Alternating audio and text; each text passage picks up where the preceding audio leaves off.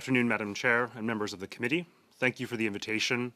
I'm grateful for the opportunity to discuss business R&D investment in Canada with you here today. My name is Benjamin Bergen. I'm here as the President of the Council of Canadian Innovators. We're a national business council representing over 175 of Canada's leading technology companies.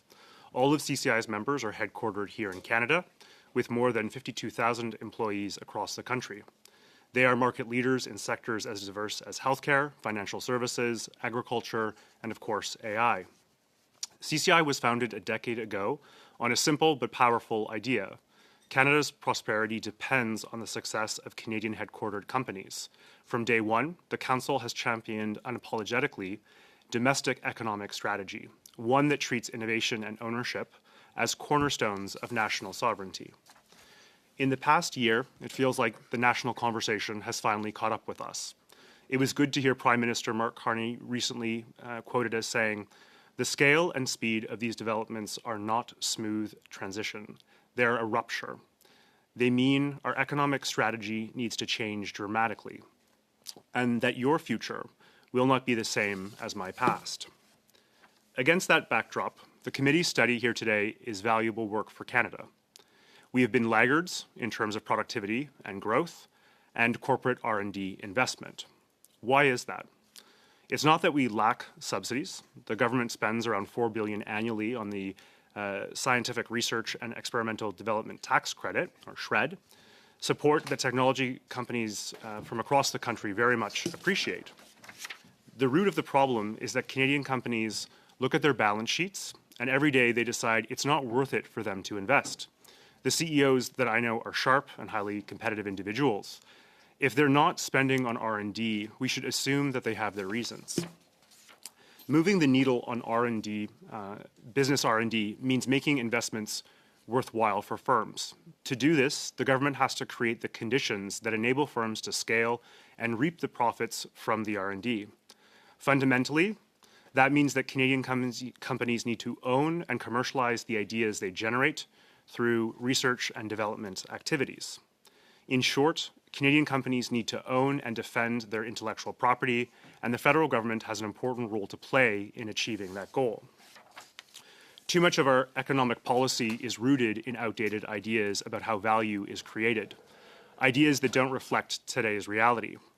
In a globalized, intangible economy driven by software and technology services, productivity gains are derived from generating and owning valuable IP, such as patents, trade secrets, copyrights, and data. What's worse, so much of the economic value created from the $7 billion in annual existing federal R&D support is left undefended because we don't prioritize the intellectual property protection and strategy for owning Canada's intangible assets.